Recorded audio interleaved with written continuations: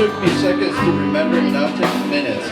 Like the sun setting, eventually some will linger in the shadows, never to come out into the moonlight. Memories I need to see, long to see, just to feel. Feel happy that moments happened in my life. And it will never happen again, but it'll make me know I cared and felt once.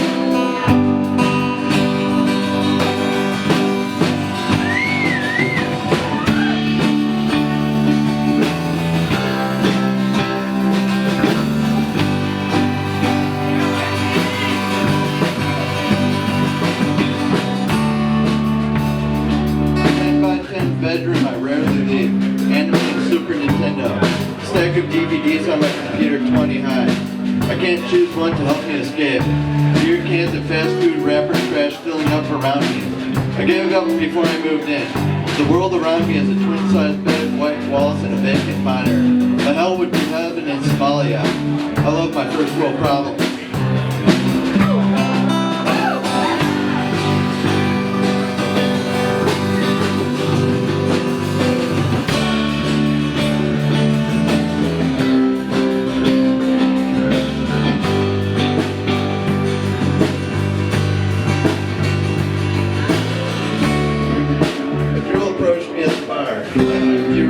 She asked, double fisting a drink? No, but you do look familiar. We hung out here once years ago when I was 20 and used a fake ID, she said. Still not ringing a bell. She was very animated and shook her drinks around and spilled all over the floor. I don't mind that you don't remember. I have a new haircut and glasses. I always knew you as the bourgeois bullet. I wrote poems about you because of that night. I'd see you at the coffee shop and stop what I was doing when I saw you and write poems about the bourgeois poet. Why didn't you talk to me ever? I liked the mystery of us. Tonight I thought, fuck it. I'm going to talk to him. I liked that she said, fuck it. She told me we kissed while splashing her drinks around. She was moving frantically. She asked what my special ability was. I said nothing. She told me she was magnetic. She could sense metal.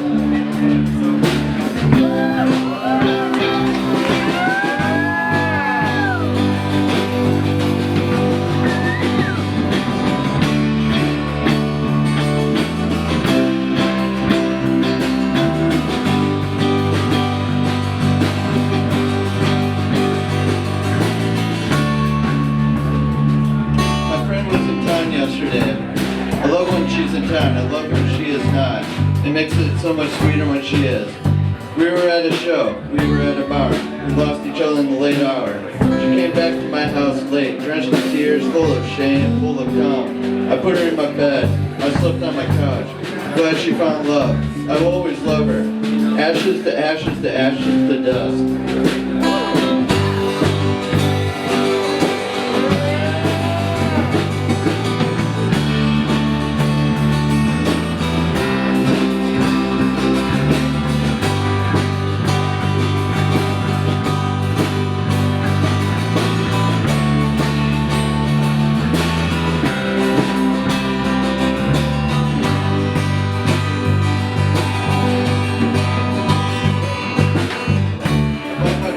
A shot. He said, I don't think you ever bought me a shot. I don't think I ever bought you a beer even, I said.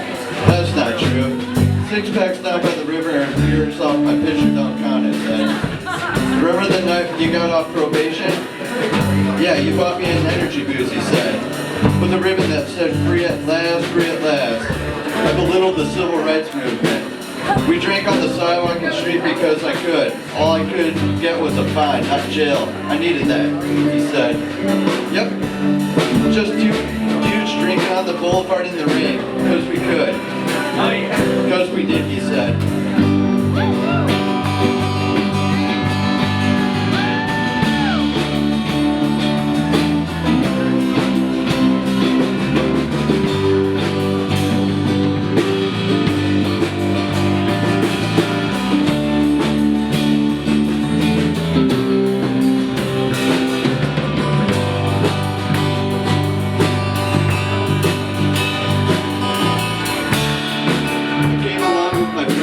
To visit his dying father. He talked about everything but his dad, the 6-hour trip. We were on a boat with his dad on a lake. His dad told us, wrapped in a blanket, Mountain jaundice, man was meant to work like a bird was meant to fly. I didn't like that. I didn't agree. Work killed him. I don't know what man is meant to do. I think man was meant to be free. This bird was meant to fly.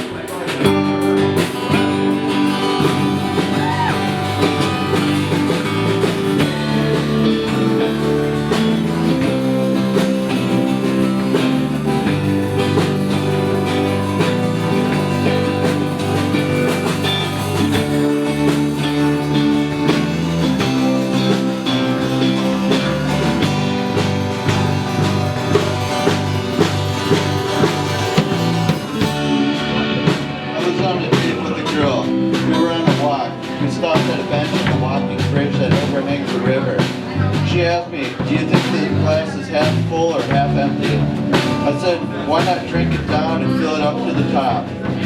I like that. Is that what you do, she asked. No, I said, drink it down, yes, but I don't fill it up.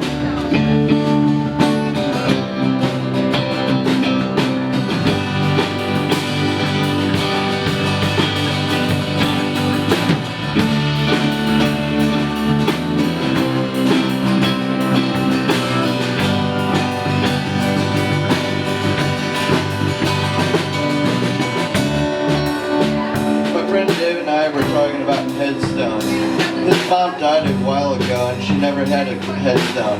They spread her ashes around the world. He was saying headstones were bullshit. They are bullshit. They're just monuments for those who won't care. To give future teens stones to vandalize. We agreed we didn't want headstones when we died. He told me, just carve my name in a tree. I said, and just take my name on a police station. We'll rest with dignity.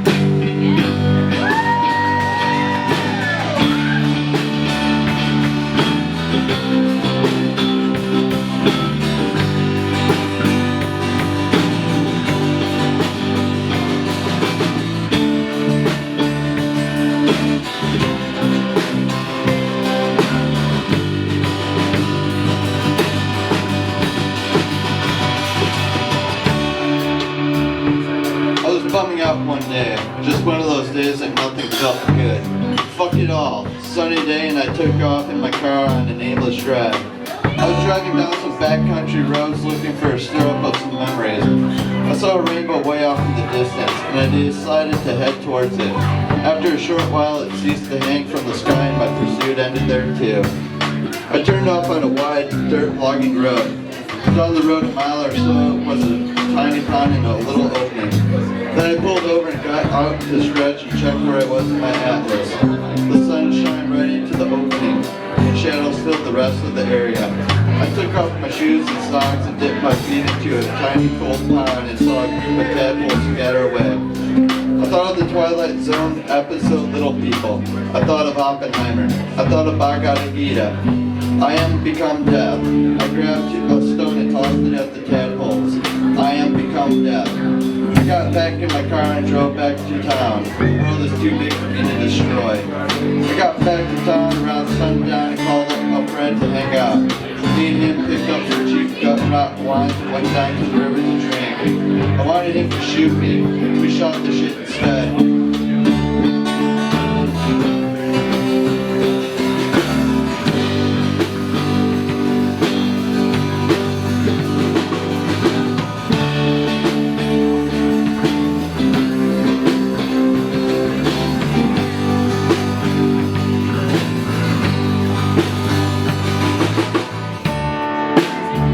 She always seemed sad the few times I saw her.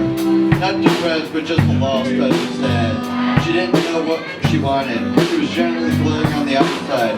When she let me in, she was confused. Always questioning something. So many questions. She moved to LA. She gave me a call at 2 in the morning. She didn't know who else to call.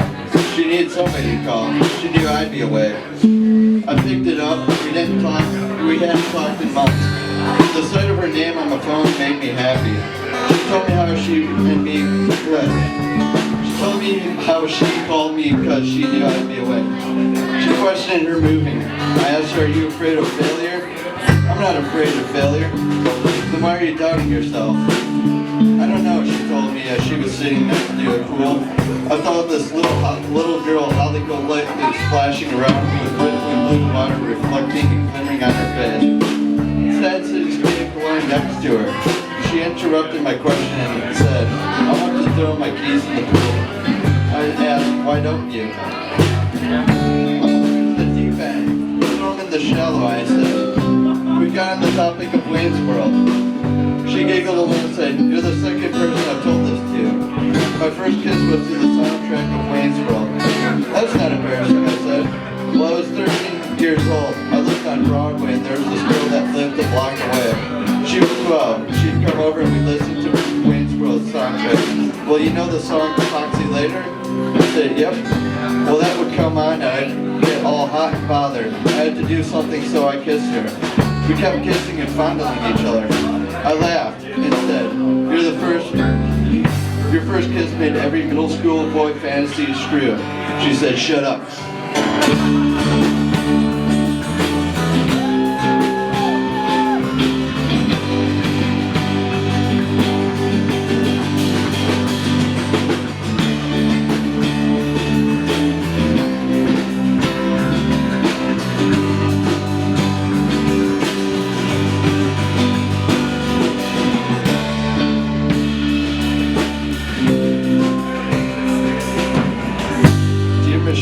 "I never held your hand for peace. I held your hand for a war of class.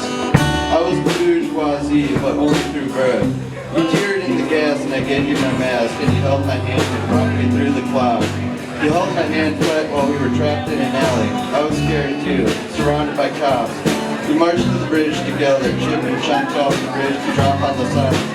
You tried taking me with you through the police line.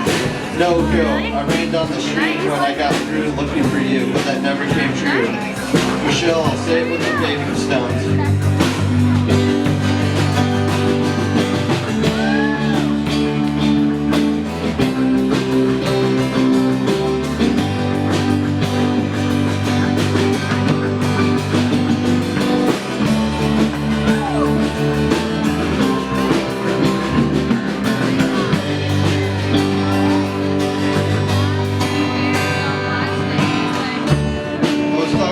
Traveling kid on my back stairwell. It was a perfect setting.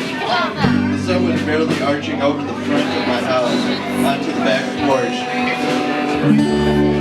He put his cell phone in and busted out and pulled 45 out to get better sound to the Nick Drake we had on. He kept getting up and walking around waiting for a package. He said, "I travel so extensively because I think it'll make me want to settle down. You love Kerouac, why don't you travel?" I said, because I'm yourself, you're me. You can be whatever you want," he said. "I never want to be." I thought he'd say that, he said. I knew a punk would say something like that. I love punks. "Do you want a hug?" We hugged. A package showed up at the house addressed to him. It had sidewalk chalk, anarchist book, and 3,000 mushrooms. He turned to me and said, "I'm a traveling salesman. I flood your town's black market and then I'm gone." He tossed me the bag of mushrooms and I tossed it back, and he charged at me like he was a football player trying to get a football in his arms.